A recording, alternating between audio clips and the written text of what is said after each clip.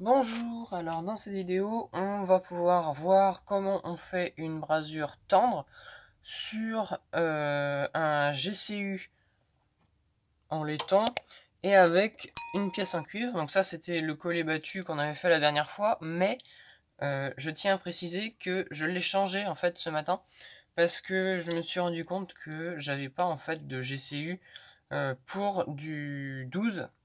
Donc du coup j'étais obligé de prendre un tube en 14, mais c'est le même. Donc, le collet battu qu'on avait fait l'autre fois, c'était lui. Mais en fait, j'ai pas d'autre chose. Donc, du coup, là, ça rentrait pas, je pouvais pas le faire. Donc, j'ai décidé de refaire un autre collet battu. Donc, bon, c'est pas très grave, hein. Moi, ça me dérange pas. J'ai l'appareil, j'ai des petits bouts de cuivre qui servent à rien. Donc, voilà. Il y en a un autre. Et là, cette fois-ci, voilà. Là, on va pouvoir faire la pièce et mettre le bouchon comme j'avais prévu. Et ensuite, venir la remettre là-dessus. Et ça, c'est la pièce que j'avais prévue à la base. Sauf que là, j'avais prévu du 12 et pas du 14. Pour faire une brasure tendre,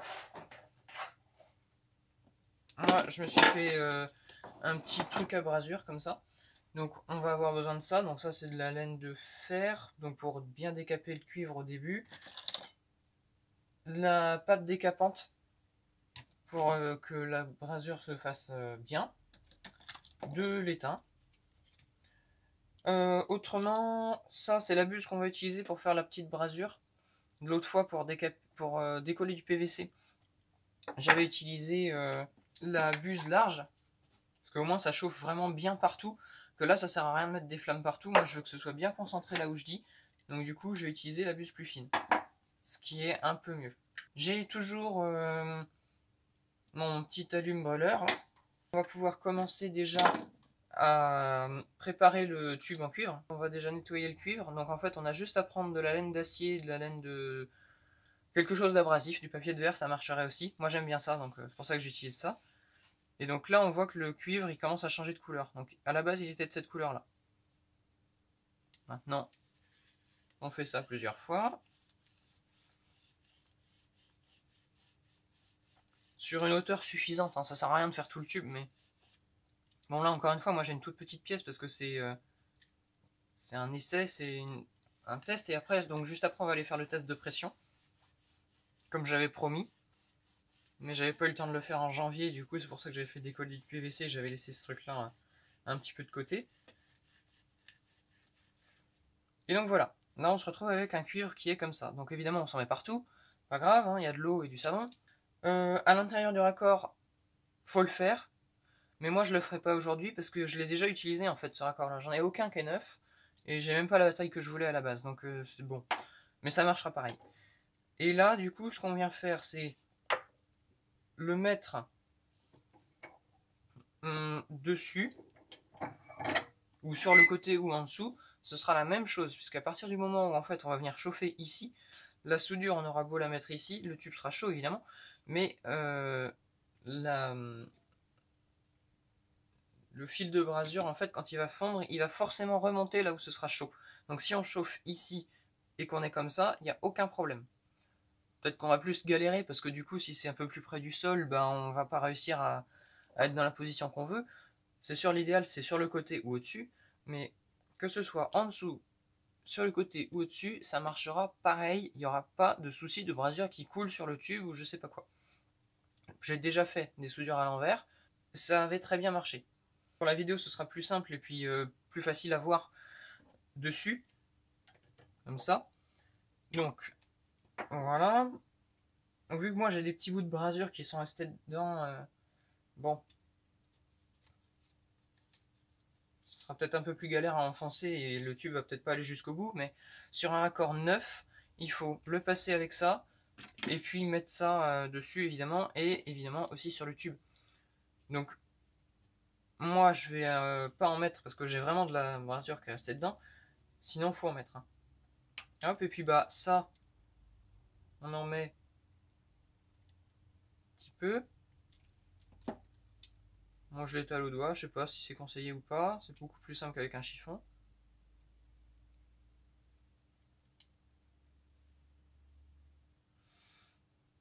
Et maintenant, eh ben, on va pouvoir venir faire tourner ça Comme ça, donc évidemment quand on serre dans un étau une pièce comme ça, voilà, on serre pas trop quoi. Parce que la pièce en chauffant, elle va vouloir prendre la forme de l'étau. Et donc du coup on va tout comprimer et après ce sera inutilisable. Donc serrer mais modérément quoi. Voilà, j'ai quand même bien appuyé sur la pièce au début. Et puis bah du coup là c'est parti, on va pouvoir utiliser le chalumeau. Donc j'ouvre ma petite bonbonne. Ah oui aussi, moi je me mets souvent en t-shirt quand je fais ça. Comme ça m'évite d'avoir une manche qui, je sais pas, qui pourrait traîner. Ou voilà, quand je mets la flamme comme ça, bah tiens mince mon pull brûle. Ce serait un peu embêtant. Du coup comme ça, sans manche, c'est plus tranquille. Et voilà. Donc là on obtient une flamme comme ça. Donc ce qui est très pratique pour pouvoir braser très finement. Donc voilà, et maintenant on va venir chauffer jusqu'à ce que ce soit bon. Donc il faut attendre que ça fasse des petites bulles un peu de partout et que le décapant commence à couler, et après on pourra mettre la brasure. Donc moi ça fait des étincelles parce que j'ai des je sais pas quoi, des lignes de fer sûrement. Ah bah oui, la poudre de truc de fer là qu'on a utilisé tout de suite.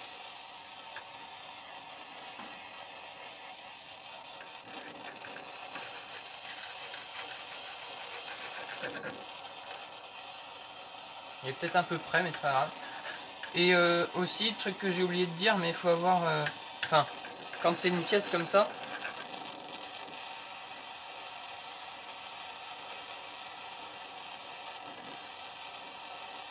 c'est pas mal d'avoir du...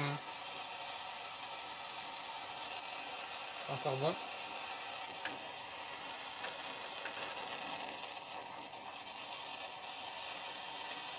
Normalement, il faut que la brasure puisse fondre au contact du tube.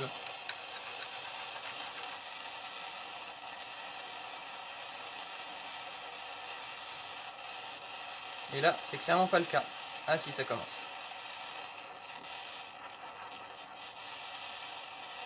Non, c'est pas le cas. Donc là, si je reste dessus, évidemment, ça va fondre et ça va aller dedans.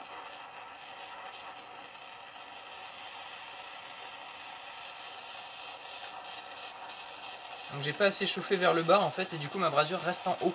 Et c'est ça le problème. Et donc là...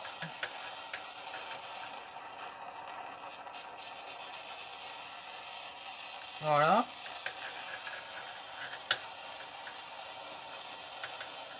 Du coup, j'ai un peu plus chauffé le bas du...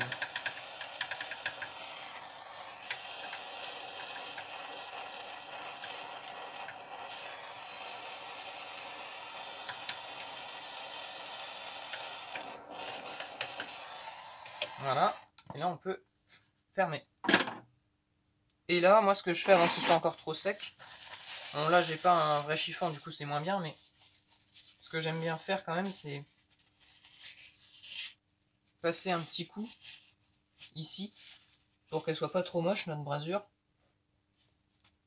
Et voilà. Voilà. Donc...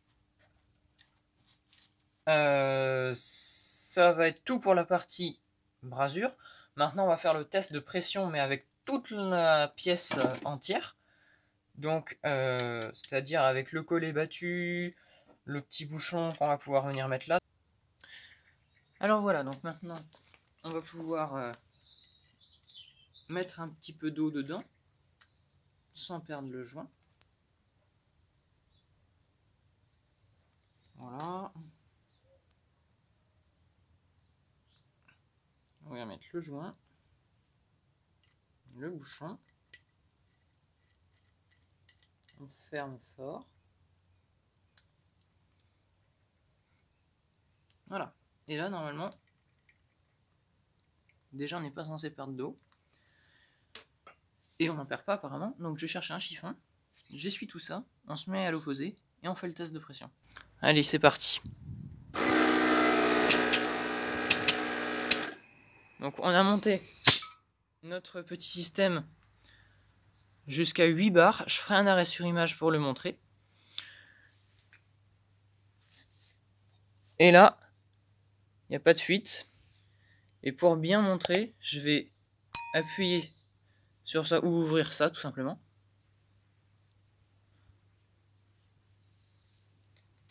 Voilà. Et là, l'eau elle coule toute seule. Et là, on a bien vu que l'eau coulait à cause de la pression. Et bah, ça, c'est l'eau qui reste. Donc, petit arrêt sur image. Voilà. On a bien vu qu'on avait monté notre petit système à 8 bars. Il n'y a aucune goutte en dessous. Et ça s'est mis à couler que quand j'ai ouvert. Donc voilà. C'est tout pour cette vidéo. Merci et à bientôt pour une prochaine vidéo.